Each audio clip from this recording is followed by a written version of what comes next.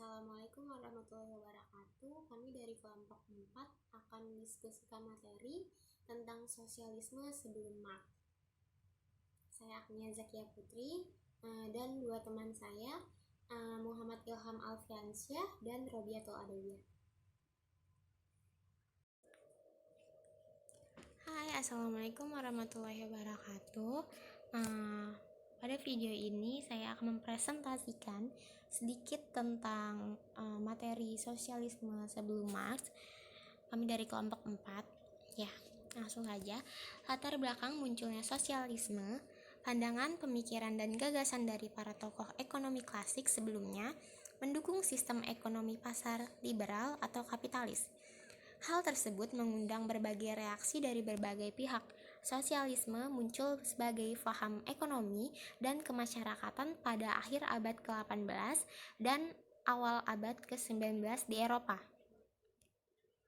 Revolusi industri di Inggris memunculkan kelas baru dalam masyarakat, yaitu bourgeois yang menguasai sarana produksi karena penguasaan modal yang mereka miliki.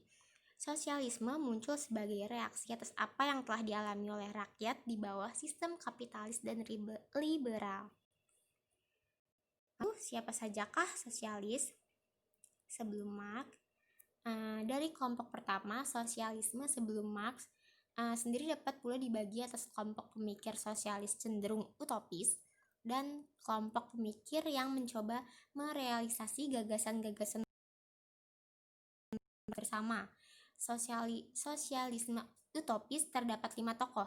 Mereka adalah Plato, Sir Thomas More, Tommaso Campanella, Francis Bacon, dan James Harrington. Lalu sosialisme komunitas bersama terdapat 3 tokoh. Mereka ada Robert Owen, Charles Fourier, dan Louis Blanc. Lalu pengertian sosialisme dan komunisme itu seperti apa? Sosialisme diartikan sebagai bentuk perekonomian yang pemerintahannya paling kurang bertindak sebagai pihak yang dipercayai oleh seluruh warga masyarakat. Pemerintah juga sebagai pihak yang menasionalisasikan industri-industri besar seperti pertambangan, jalan-jalan, dan jembatan kereta api, serta cabang-cabang produksi lain yang menyangkut hajat hidup orang banyak. Dalam bentuk yang paling lengkap, sosialisme melibatkan pemilikan semua alat produksi dan di dalamnya tanah-tanah pertanian oleh negara dan menghilangkan milik swasta. Dari penjelasan di atas dapat bahwa pada awalnya sosialisme dimaksud untuk menunjukkan sistem kepemilikan dan pemanfaatan sumber-sumber produksi tenaga kerja secara kolektif tanpa ada hierarki di dalamnya. Antara sosialisme dan komunisme memang tidak banyak perbedaan. Sejak revolusi Bolshevik pada tahun 1917, istilah sosialisme sering digantikan dengan komunisme. Yang membedakan antara sosialisme dan komunisme menurut Pinton 1918 apa sih? Sosialisme menggambarkan pergeseran kepemilikan dari swasta ke pemerintah yang berlangsung secara perlahan melalui prosedur pemerintah dan terdapat kompensasi. Lalu, jika komunisme menggambarkan pergeseran kepemilikan swasta ke pemerintah secara cepat, secara paksa, dan tanpa kompensasi. Itulah perbedaannya. Lalu masuk ke sosialisme utopis. Plato adalah pendiri ajaran sosialisme. Plato menganggap bahwa negara hanya akan baik kalau dipimpin dan diperintah oleh orang-orang baik serta negarawan ulung yang disaring secara ketat dari seluruh masyarakat. Sistem pemerintahan yang dianjurkan Plato adalah bentuk totalitarisme. Sepenuhnya dikendalikan dan dipimpin oleh sekelompok orang terpandai dan terpilih. Dalam buku Sir Thomas More yang berjudul Utopia, maksud sesungguhnya More menulis itu adalah menyindir kehidupan sosial ekonomi masyarakat Inggris pada abad ke-16 yang pada saat itu perbandingan antara yang kaya dan miskin sangat mencolok. Lalu, sosialisme komunitas bersama. Tulisan Plato, More, Campanella, Francis Bacon, dan James Harrington hanya beberapa hanya berupa tulisan, tidak ada tindakan yang direalisasikan. Terdapat tokoh-tokoh sosialis yang merealisasikan cita-cita mereka dalam kenyataan. Di antaranya, yang pertama itu ada Robert Owen. Owen membangun pabrik sebagai model perbaikan kesejahteraan para pekerja yang disebut paralelogram. Ide-ide Owen tentang gerakan sosialisnya ditulis dalam buku The New View of Society pada tahun 1816. Owen juga memperjuangkan peran pemerintah dalam pembangunan desa-desa komunal berdasarkan kooperasi. Lalu yang kedua ada Charles Fourier. Pada tahun 1772 hingga 1837, Fourier mendirikan Phalanges atau Phalanx yang merupakan unit komunitas terdiri dari sejumlah orang, kurang lebih 1.620 orang yang hidup dalam suatu apartemen atau hotel atau phalanstery, tempat tinggal bersama. Ide Fourier ini dapat dilihat dalam karya yang berjudul Theory of Four Movement pada tahun 1808. Phalanx yang didirikan Fourier paling terkenal ada Brook Farm di Massachusetts. Namun kebanyakan phalanx termasuk yang di Amerika hanya bertahan beberapa tahun saja. Lalu yang ketiga ada Louis Blanc pada tahun 1811 hingga 1882. Sama seperti Owen, Louis Blanc juga merupakan penggagas koperasi, namun Blanc hanya koperasi khusus produksi yang bertujuan untuk meningkatkan kesejahteraan para anggotanya. Revolusi yang terjadi pada tahun 1848 memungkinkan didirikannya koperasi produksi sesuai apa yang digagas oleh Blanc. Namun pada kenyataannya tidak berhasil karena adanya oposisi dari beberapa kapitalis.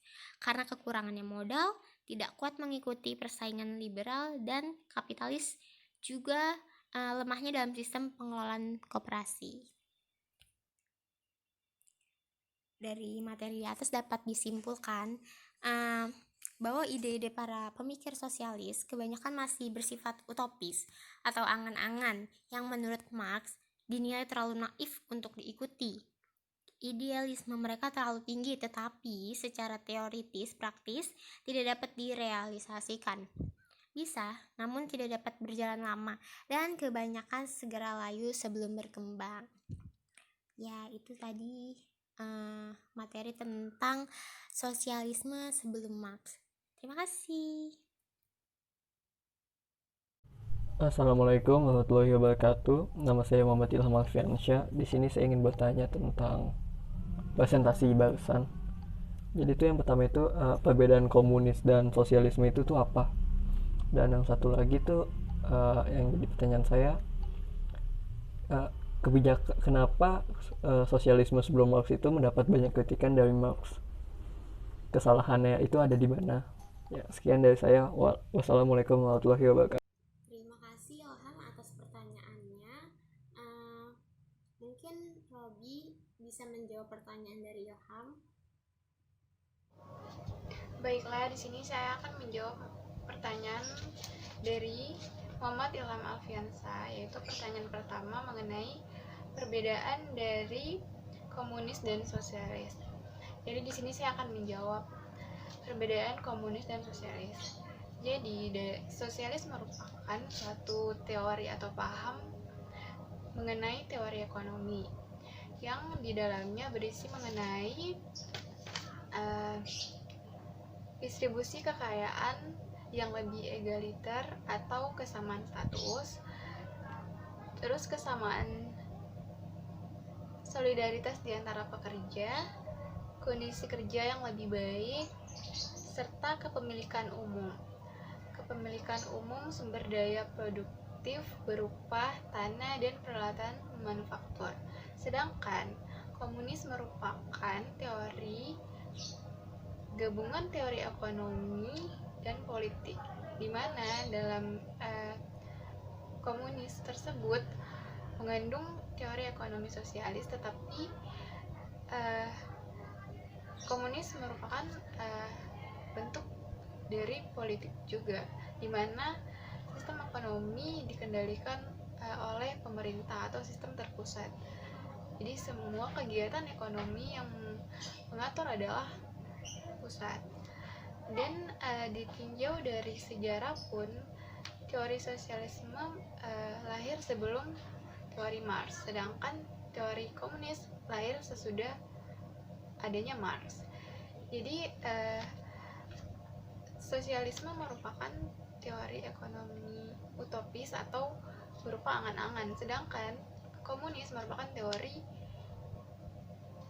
yang dicantumkan oleh Marx dan diwujudkan atau tindakan nyata, di mana komunis pada saat itu melakukan sebuah revolusi kekerasan, di mana kaum buruh bangkit melawan kelas menengah atau kaum borjuis untuk mencapai negara komunis tersebut. Begitu. Baiklah, selanjutnya saya akan menjawab pertanyaan dari Ilham Alfiansyah yang kedua mengenai kenapa teori sosialisme sebelum Marx mendapat kritikan dari Marx.